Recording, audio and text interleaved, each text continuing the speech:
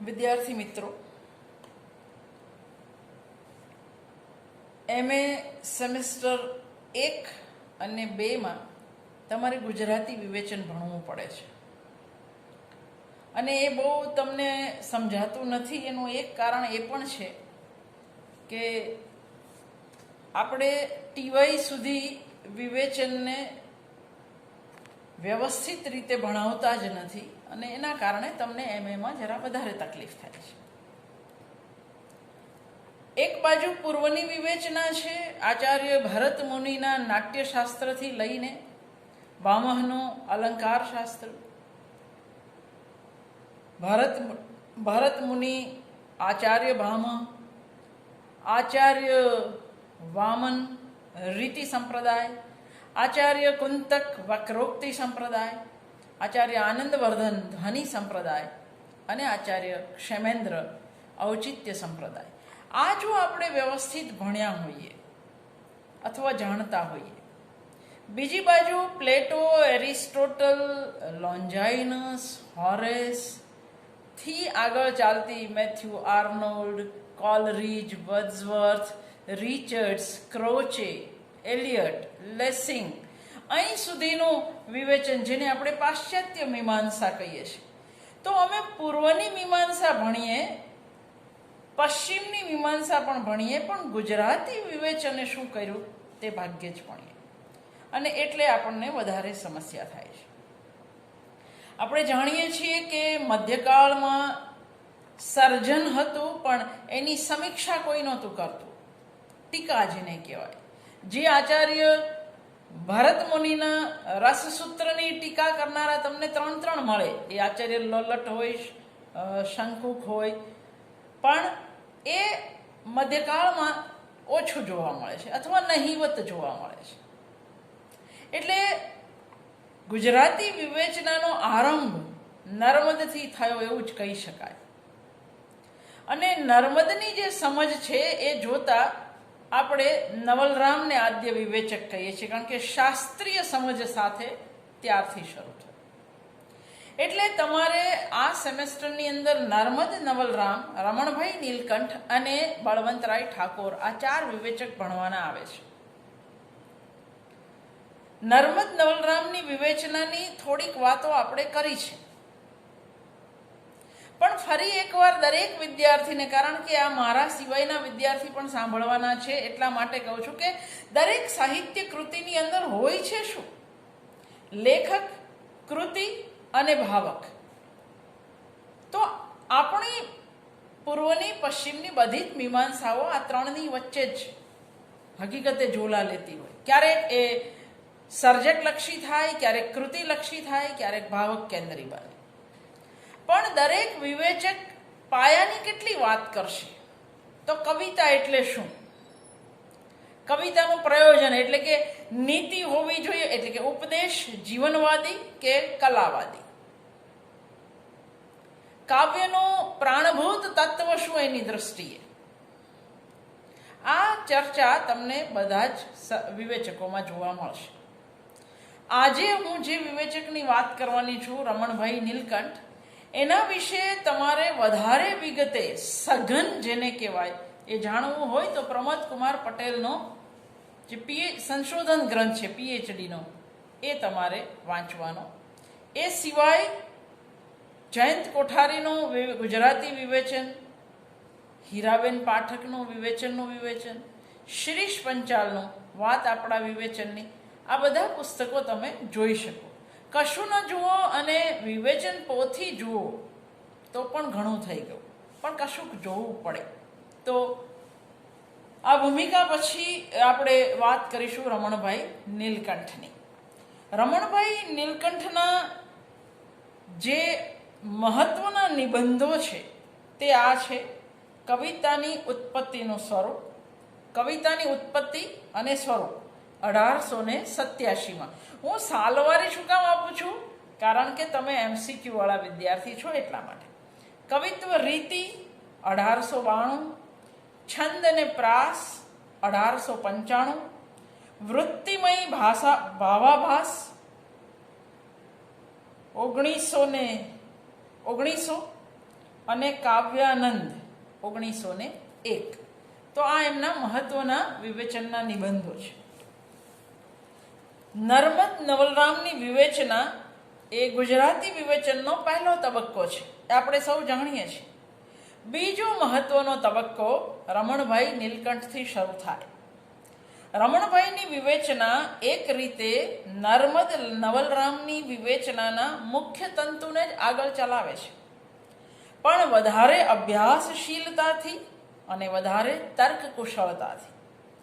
એમાંના કેટલાક આગ્રહી પ્રતિપાદનો જો આપણે વાત કરીએ તો રમણભાઈ નીલકંઠની વિવેચના કોઈ નવા પ્રસ્થાપન કરે છે એવું ખાસ આપણે કહી શકતા નથી, પરંતુ કાવ્ય રચના, કાવ્ય સ્વરૂપ અને કાવ્ય પ્રયોજન વિશે વિશદ અને વિગત પ્રચુર સમજૂતી આપી નર્મદ યુગથી આરંભાયેલી કાવ્ય સમજને, એટલે કે નવી કાવ્ય સમજને વ્યાપક બનાવવામાં અને એને નક્કર પાયા પર મૂકી આપવામાં રમણભાઈ નીલકંઠની વિવેચનાનો ઘણો મહત્વનો ફાળો છે, અથવા તો એને ઘણો મહત્વનો ભાગ ભજવ્યો એવું કહી શકાય.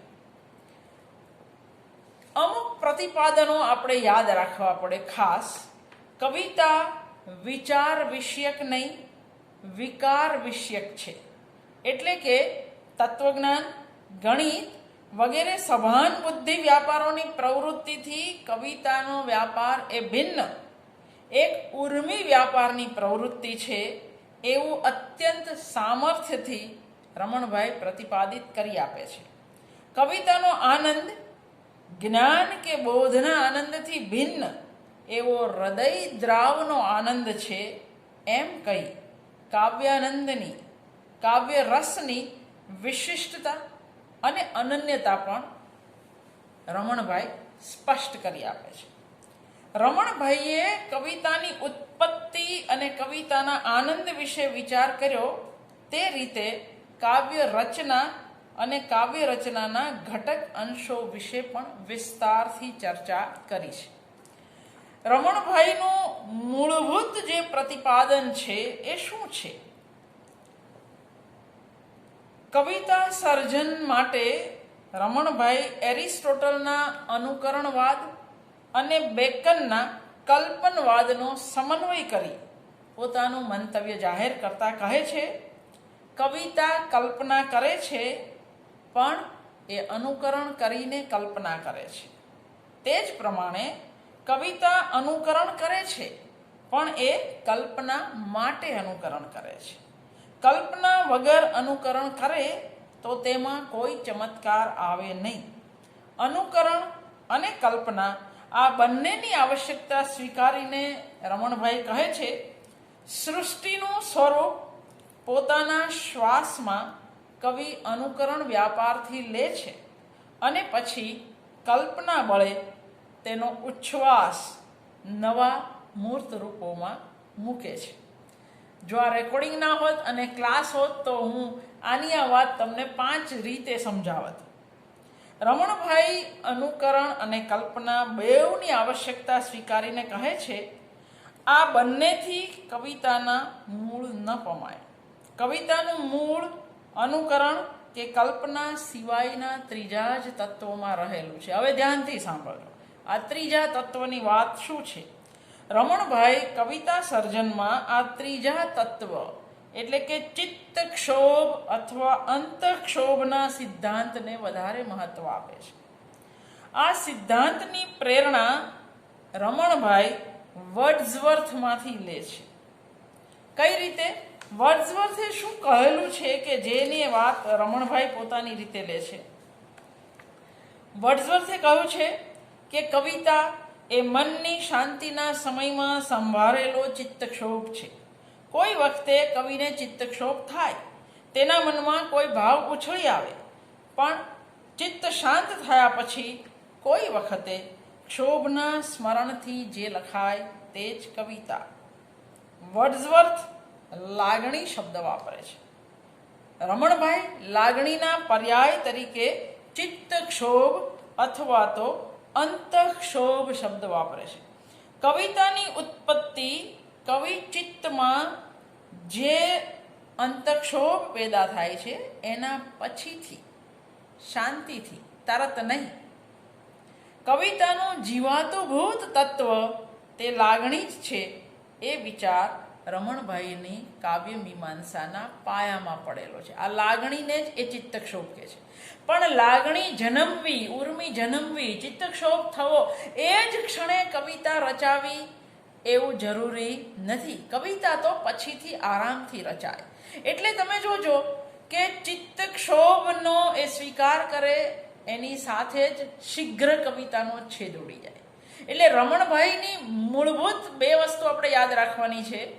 એ ચિત્તક્ષોભ એટલે કે લાગણી તત્વ એ કવિતાનું જીવાતુભૂત તત્વ છે એવું કહે છે. પણ ચિત્તક્ષોભ થવાની તરતની ક્ષણે કવિતા રચાય અથવા તો રચાવી જોઈએ એવું જરૂરી નથી. એટલે આપણે જેને સર્જક કર્મ અથવા કવિ કર્મ કહીએ છીએ, ભાષાની શક્યતા તાગવાની વાત આપણે જે કરીએ છીએ હંમેશા, એનો આરંભ નર્મદ નવલરામમાં આ વાત નથી. એ વાત રમણભાઈ નીલકંઠમાં આવે છે. એટલે કે અહીંથી શરૂઆત થાય છે. એટલે આપણે ગુજરાતી વિવેચનાનો બીજો મહત્વનો તબક્કો એ રમણભાઈ નીલકંઠને કહીએ છીએ.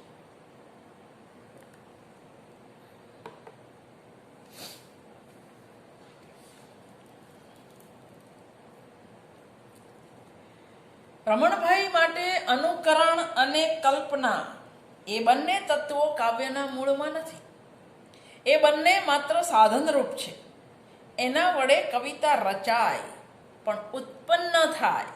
ઉત્પન્ન તો ચિત્તક્ષોભથી થાય. આ જો પ્રતિભા હોય તો કવિતા રચાય, પ્રતિભા હોય એની અંદર જ ચિત્તક્ષોભ થાય. રમણભાઈ માને છે કે કવિ માનસના ક્ષોભની સંવેદનાની પળ અને ત્યાર પછી કવિતા વ્યક્ત થતી પળ, આ બંને પળ જુદી છે, ભિન્ન છે. તેઓ કહે છે કવિતાનું ઉત્પન્ન થવું અને કવિતાનું શબ્દમાં રચાવું આ બે જુદા જુદા કામ છે. આ જ વસ્તુ જે કવિ જે છેકભૂસ કરે છે, ફરી ફરી નવા નવી રીતે આલેખવાની જે કોશિશ કરે છે. લાગણી તો જન્મી ચૂકી, ચિત્તક્ષોભ તો થઈ ચૂક્યો. હવે પેલા કલ્પનાએ કામ કરવાનું છે, હવે ભાષાએ મદદ કરવાની છે. એટલે કવિતાનું ઉત્પન્ન થવું એ એક વાત છે, એ થઈ ગઈ. પણ કવિતાનું શબ્દમાં રચાવું એ તો નિરાતે થાય. એટલે વર્ડ્સવર્થ અહીંયા પડેલો છે. ફરી એકવાર રમણભાઈ કહે છે કવિતાનું ઉત્પન્ન થવું અને કવિતાનું શબ્દમાં રચાવું એ બે જુદા કામ છે. રમણભાઈની દૃષ્ટિએ કવિતા તો સ્વચ્છંદ અને સ્વયંભૂ પ્રવૃત્તિ છે. ચિત્તક્ષોભ એ વિરલ ઘટના છે. ચિત્તમાં ક્ષોભ કેવી રીતે પ્રગટે છે તે સમજાવતા રમણભાઈ કહે છે મનને લાગણી અથવા વિકાર, આ બે વિકલ્પે વાપરે છે, લાગણી અથવા વિકાર થયા વિના ચિત્તક્ષોભ થતો નથી. તેથી લાગણીજન્ય ક્ષોભ એ કવિતાની ઉત્પત્તિનું મૂળ છે. ચિત્તક્ષોભ ઈશ્વરદત્ત તત્વ છે. જેને થાય એટલે કે જેની પાસે પ્રતિભા છે, તમે કાવ્ય હેતુ ભણેલા, જેની અંદર પ્રતિભા હોય એ જ કવિતા રચી શકે. એટલે રમણભાઈ કહેશે કે ચિત્તક્ષોભ એ ઈશ્વરદત્ત તત્વ છે. ચિત્તક્ષોભ અને કવિત્વ શક્તિ એ બેને રમણભાઈ જુદા ગણે છે. અનુકરણ અને કલ્પના એ કવિત્વ શક્તિના ઘટકો છે. હવે એ ચિત્તક્ષોભને કેવી રીતે ભાષા દ્વારા આકાર આપવો, એની અંદર કવિ કર્મ, સર્જક કર્મ, આપણે જેને કહીએ છીએ ભાષાની શક્યતા તાગવી, એનું પણ રમણભાઈ એટલું જ મહાત્મય કરે છે. ચિત્તક્ષોભ એ બીજભૂત સંસ્કાર છે. આ સંસ્કાર હોય તો જ અનુકરણ અને કલ્પના વડે કવિતા થઈ શકે. એટલે તમને અનુકરણ અને કલ્પના એ તો સાધન છે, પણ મૂળભૂત રીતે ચિત્તક્ષોભ થવો એ મહત્વનું છે. અને ચિત્તક્ષોભ થવો એ ઈશ્વરદત્ત તત્વ છે. ચિત્તક્ષોભનો બીજભૂત સંસ્કાર હોય તો જ અનુકરણ અને કલ્પના વડે કવિતા રચના થઈ શકે. માત્ર ઉપકરણ એટલે સાધન, સાધન એ કોને કે છે? અનુકરણ અને કલ્પના. તો માત્ર સાધન વડે કવિતા થઈ શકતી નથી. ચિત્તક્ષોભનું સ્વરૂપ સમજાવતા રમણભાઈ કહે છે, ચિત્તક્ષોભ માટે વિશિષ્ટ મન જરૂરી છે. કવિતા માટે ઉત્તમ અને ધન્ય મન જોઈએ. આવું વાક્ય આપણને પૂછી શકે. ચિત્તક્ષોભ માટે વિશિષ્ટ મન જરૂરી છે. કવિતા માટે ઉત્તમ અને ધન્ય મન જરૂરી છે. સર્વોત્તમ કવિતાની ખોટ રહેવાની જ એવું રમણભાઈ માને છે. એ ખોટ પૂરી પાડવી એ ઈશ્વર દત્ત બુદ્ધિ શક્તિવાળાનું કામ છે. માણસમાં કવિત્વ શક્તિ સ્વાભાવિક છે અને તે જ્ઞાનથી એટલે કે પ્રયત્નપૂર્વક પ્રાપ્ત કરેલા જ્ઞાનથી ક્યારેય ઉત્પન્ન થતી નથી. કવિતા તો સ્વયંભૂ અને સ્વચ્છંદ છે. કવિતા મનની શાંતિના સમયે સાંભળેલો ચિત્તક્ષોભ છે. ચિત્તક્ષોભ એટલે મનમાં કંઈક ભાવનો ઉછાળો. મનને કંઈક થાય ત્યારે તે કવિતા કરવાની વૃત્તિમાં આવે છે.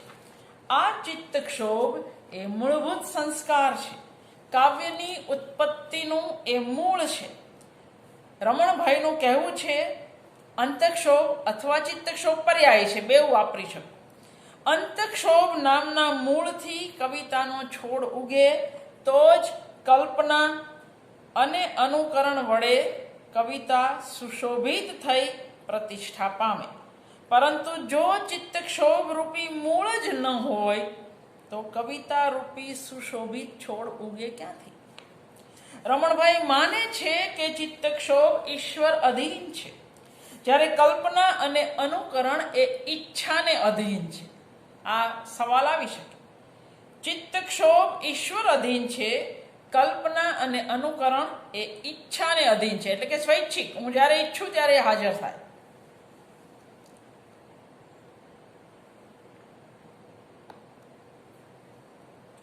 કલ્પના અને અનુકરણ એ વૈચારિક પ્રક્રિયા છે, જ્યારે ચિત્તક્ષોભ એ લાગણીજન્ય પ્રક્રિયા છે.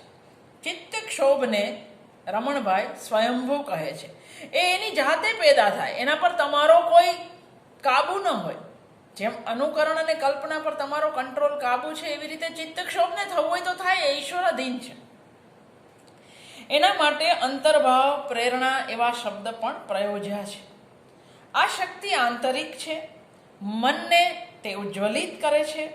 તેનું પ્રાગટ્ય જ્ઞાનેન્દ્રિયથી પારનો વિષય છે. એને જ્ઞાન સાથે કંઈ લેવા દેવા નથી. લાગણીથી કલ્પાય અને જોસ્સાથી રચાય તે કવિતા, બીજી બધી તે વેશધારી. મન પર આવી રીતે થયેલી અસર કે લાગણીથી જે ચિત્તક્ષોભ થાય તે જ કવિતાનું મૂળ. કલ્પના અને અનુકરણ તો સાધનભૂત છે. આજે આગળ બોલી હું, લાગણીથી કલ્પાય અને જોસ્સાથી રચાય એ કવિતા એ નર્મદની વ્યાખ્યા છે. જે ઘડીએ કવિતા ઉત્પન્ન થાય તે જ ઘડીએ એ શબ્દમાં રચાવી જોઈએ એવો કોઈ નિયમ નથી. લાગણીથી ક્ષોભ થાય ત્યારે કવિતા ઉત્પન્ન થાય. એ કવિતાને ભાષામાં રચવી એ કવિની કળા છે. વર્ડ્સવર્થ કહે છે, ઘણી વખત ચિત્ત શાંત થયા પછી લાગણીને ફરી ચિત્ત આગળ પ્રત્યક્ષ કરી કવિ કવિતા રચે છે. કલ્પના અને અનુકરણને અંતઃક્ષોભના સાધનભૂત કહેતા રમણભાઈ હજુ આગળ કહે છે કે ઈશ્વર દત્ત શક્તિ વિના કવિ થવાય નહીં. એ શક્તિ અભ્યાસથી આવતી નથી. કાવ્ય હેતુ યાદ કરો. અભ્યાસથી તો પ્રતિભા હોય તો પરિષ્કૃત થાય, પણ મૂળભૂત પ્રતિભા તો હોવી જોઈએ. એટલે ચિત્તક્ષોભ એ મૂળભૂત પ્રતિભા જેવું તત્વ છે. એ અભ્યાસથી આ શક્તિ આવતી નથી. આ ઈશ્વરદત્ત શક્તિનું ઉત્સ્ફુરણ માત્ર ઈશ્વરદત્ત પળે થાય તો જ એ દાન સાર્થક થાય. આ ઈશ્વરદત્ત પળમાં ચિત્તમાં જે લાગે, જે તર્ક આવે તેનું નામ લાગણી, અને તે જ ચિત્તમાં ક્ષોભ કરી કવિત્વ શક્તિને સફળ કરે. આ રીતે ઈશ્વરદત્ત પળ તે જ અંતઃક્ષોભની પળ. ઈશ્વરદત્ત પળ તે જ અંતઃક્ષોભની પળ. પણ અંતઃક્ષોભની પળ તે જ કવિતાની પળ એવું રમણભાઈ બિલકુલ કહેતા નથી. અંતઃક્ષોભની અનિવાર્યતા સ્વીકારવાથી તરત જ શીઘ્ર કવિતાની આપોઆપ બાદબાકી થઈ જાય. રમણભાઈ નીલકંઠનો બીજું મહત્વનું પાસું અંતક્ષોભ ઉપરાંત એ આ છે, શીઘ્ર કવિતાની બાદબાકી. જે દલપતરામ સુધી હતી તે હવે એનો વિરોધ. રમણભાઈ શીઘ્ર કવિતા શબ્દગુચ્છને જ શબ્દ વિરોધ ગણે છે. એ કહે છે કે જો દુષ્ટ પવિત્રતા હોય કે ક્રૂર દયા હોય તો જ શીઘ્ર કવિતા હોય. દુષ્ટ પવિત્રતા ન હોય, ક્રૂર દયા જો એ હોય તો શીઘ્ર કવિતા હોય. અંતક્ષોભ વગરની તત્કાળ રચાયેલી કવિતામાં તો મનને ભાડે ફેરવવા જેવું કૃત્ય રમણભાઈને લાગે છે. એટલે શીઘ્ર કવિતાનો એ જડબે સલાક વિરોધ કરે છે. કાવ્ય અને કવિના અંતક્ષોભના અનુભવ, કાવ્ય હંમેશા કવિના અંતક્ષોભના અનુભવમાંથી પ્રસરે છે. એ માન્યતાના કારણે રમણભાઈના મતે સ્વાનુભવ રસિક આત્મલક્ષી કાવ્ય એ ઉત્તમ. અહીં એ ભૂલ કરે છે. આ માન્યતાના કારણો એવા અપાય છે કે કવિ અનુભવેલા અંતક્ષોભનું જે વર્ણન કાવ્યમાં કરે તે પોતાના અનુભવ જેવું બીજાના અનુભવનું ન કરી શકે. બીજાના અનુભવ અલબત્ત તાદાત્મ અનુભવથી એ વર્ણવે, પણ તે છતાં રમણભાઈ કહે છે ગમે એટલા તાદાત્મ્યથી પણ પોતાના અસલ અનુભવ જેટલો એ અનુભવ સુરેખ કે તાદૃશ ન થઈ શકે. આથી જ રમણભાઈ કહે છે સર્વથી ઉત્તમ કવિ તે સ્વાનુભવ રસિક. પૂરેપૂરું શુદ્ધ કવિત્વ તો તેનામાં જ. પોતાના વિષયનો એ સંપૂર્ણ અધીશ્વર. સર્વાનુભવ રસિક કવિ પારકા મુલક પર રાજ્ય ચલાવે છે અને તેથી કોઈ વેળા તેને અકવિતાના પ્રદેશમાં ઘસડાવવું પડે છે. સ્વાનુભવ રસિક તે કવિઓનો કવિ, જ્યારે સર્વાનુભવ રસિક તે લોકનો કવિ. આપણે સ્વાનુભવ રસિકને પ્રમાણમાં નબળો અને સર્વાનુભવ રસિકને જે વસ્તુલક્ષી ગીતા રચી શકે છે તે વધારે સારો, કારણ તે મોટો કવિ છે. કલાપી કરતા, આત્મલક્ષિતા કરતા આપણે વસ્તુલક્ષિતાને વધારે મહત્વ આપીએ છીએ. પણ રમણભાઈ પેલા અંતક્ષોભને કારણે સ્વાનુભવ રસિક એ મોટો કવિ અને સર્વાનુભવ રસિક એ તો લોકનો કવિ, સ્વાનુભવ રસિક એ તો કવિઓનો કવિ એવું કહે છે. એક ડગલું ગણિતમાં ખોટું માંડો એટલે દાખલો ખોટો આવે. રમણભાઈમાં પણ એ જ થાય. આ સ્વાનુભવ રસિક અને સર્વાનુભવ રસિકમાં એમણે જે ગરબડ કરી એના કારણે પછીથી એ કવિતાનું જ્યારે મૂલ્યાંકન કરે ત્યારે પણ પ્રશ્નો થવાના છે. ગુજરાતી કવિતાના સંદર્ભમાં એમણે નિરીક્ષણ કર્યું છે કે ચિત્તક્ષોભજન્ય કવિતાના મુકાબલે દલપતરામ જેવાઓએ શીઘ્ર કવિતાનો સંપ્રદાય ચલાવ્યો. નર્મદની કવિતામાં પણ જોસ્સાના મુકાબલે કૃત્રિમ જોસ્સાની ઘટના સ્થળે સ્થળે એમણે જોઈ. એ સાચું છે, ખોટું નથી. નરસિંહ રાવના કુસુમમાળા, નરસિંહ રાવ દિવેટિયાના કુસુમમાળા કાવ્ય સંગ્રહમાં પહેલી વાર રમણભાઈને ચિત્તક્ષોભજન્ય શુદ્ધ કવિતા દેખાય છે. એટલે નરસિંહરાવ દિવેટિયાની કુસુમમાળા કાવ્ય સંગ્રહને રમણભાઈ નીલકંઠ સૂકા રણમાં મીઠી વીરડીની ઉપમા આપે છે. એક બાજુ દલપતરામ, નર્મદ એ બધાની આ પ્રકારની કવિતા, એની વચ્ચે આવા ગુજરાતી કવિતાના સૂકા રણમાં આ મીઠી વીરડી. એટલે તમને ટૂંકો પ્રશ્ન પૂછી શકે કે સૂકા રણમાં મીઠી વીરડી રમણભાઈ નીલકંઠ કોને કહે છે? તો નરસિંહરાવ દિવેટિયાની કુસુમમાળાને. અથવા તમને એવું પૂછે કે નરસિંહરાવ દિવેટિયાના કયા કાવ્ય સંગ્રહને રમણભાઈ સૂકા રણમાં મીઠી વીરડી કહે છે? અથવા એવું પૂછે કે રમણભાઈ નીલકંઠ નરસિંહરાવ દિવેટિયાના કુસુમમાળાને શું કહે છે? તો સૂકા રણમાં મીઠી. એક જ વાક્યમાંથી 4-5 પ્રકારે પ્રશ્નો આવી શકે. રમણભાઈએ ચિત્તક્ષોભની વાત કરી હોવાથી સ્વાભાવિક રીતે જ ઉર્મી કવિત્વને એમણે ઉત્તમ કવિતાના આદર્શ તરીકે પ્રતિષ્ઠિત કરી છે. આ કરતી વખતે તેઓ કહે છે ચિત્તક્ષોભજન્ય પ્રેરણા કવિતામાં અનિવાર્યપણે હોવી જ જોઈએ. જો તે ન હોય અને ચતુરાઈ અને યુક્તિથી કવિતા રચાય હોય તો તે કેવળ મનોરંજન આપી શકે તેવી જ કવિતા હોય. એનાથી વધારે હૃદયને સ્પર્શી શકે એવી કવિતા ન નીપજે.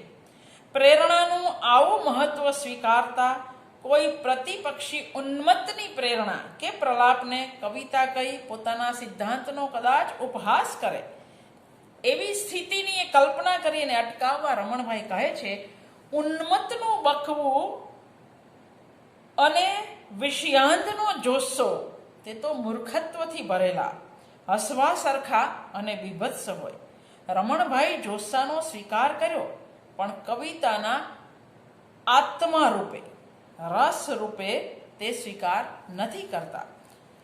એમના મતે લાગણીથી કલ્પાય અને જોસ્સાથી રચાય તે કવિતા, પણ અહીં એમણે જોસ્સાનો સંકેત સ્પષ્ટ કર્યો નથી. રમણભાઈમાં જોસ્સો પેશન, PASSION, પેશન નહીં પણ ઇમોશનનો પર્યાય છે. નર્મદમાં એ પેશનનો પર્યાય છે જોસ્સો, પણ રમણભાઈમાં જોસ્સો શબ્દ ઇમોશન એટલે લાગણીનો પર્યાય બનતો હોય એવું લાગે છે. અને આગળ વધતા જોસ્સોનું સ્થાન ઉર્મી લઈ લે છે.